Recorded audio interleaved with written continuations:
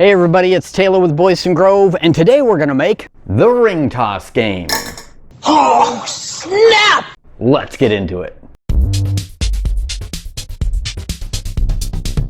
This game started as a simple pub game, but over the years it's become more and more popular in homes. There is a plethora of videos out there showing you how to make these. Jefe, what is a plethora? And dozens of variations of sizes and ways to keep score. I decided to go right up the middle with what seems to be the most common size and design.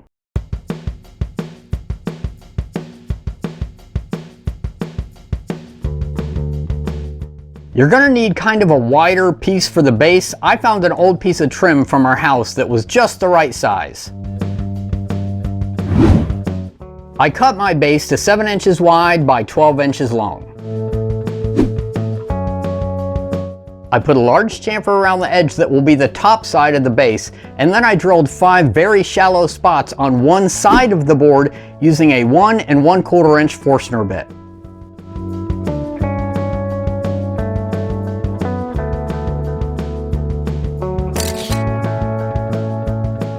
I took my measurement inside the chamfered edges of the base and cut a piece of 3/4 inch material and then ripped it down to 3 inches.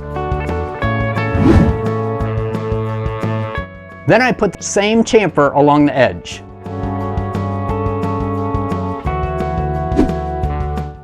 I used the same Forstner bit to drill down about 1/2 inch into the center of the board. Then I attached the 2 base pieces using glue and brad nails.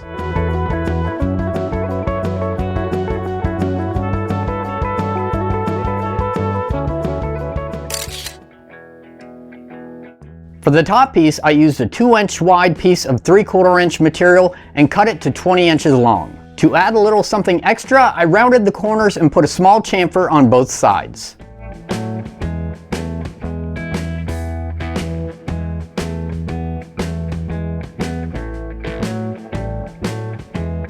Then I used the same Forstner bit again to drill 1/2 inch deep into the center of the board.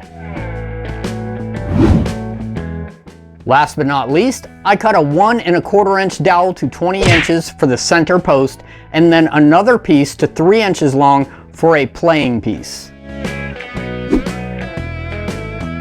A lot of people lightly scorch these games for a Shishugi-ban type look, and I figured I would do the same.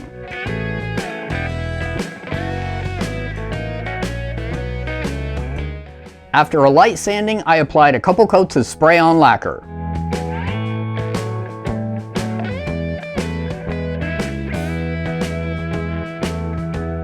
My wife Christina said she thought it needed some color, so I used some craft paint and rubbed the surface, like I would a stain, to try to preserve the look of the wood grain.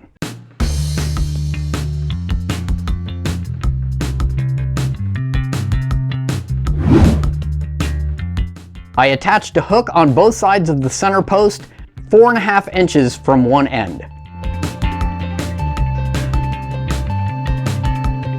Then I attached some eyelets 2 inches from each end of the top board.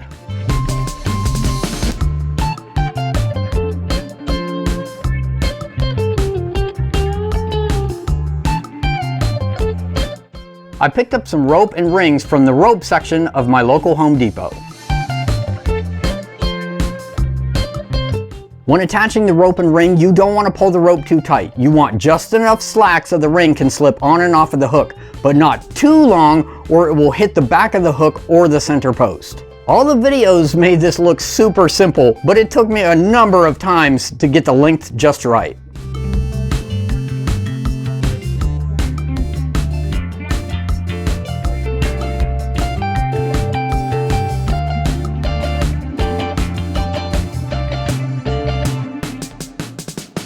Alright, our ring toss game is finished, and I think saying that this was a quick and easy project is an understatement, because I got this thing done really fast, except for the string thing. I struggled a little bit with that, getting the distance right. You may have noticed from the video that I didn't actually permanently attach all this together, and I did that on purpose because I want to be able to take it apart for easy storage. But if you wanted yours permanent, you could easily put a glue in each hole or just add a screw on the top and the bottom. Now typically people use a shot glass for the playing piece, but my mindset was that if you have a shot of espresso and you're moving it around vigorously, wouldn't you spill it and burn yourself? And plus, what a perfectly good waste of good coffee, right? All in all, this was a quick project and a great way to use up scrap wood and a great game to have around when you have company. I hope you all enjoyed this video. Thank you very much for watching. Be safe and have a great day.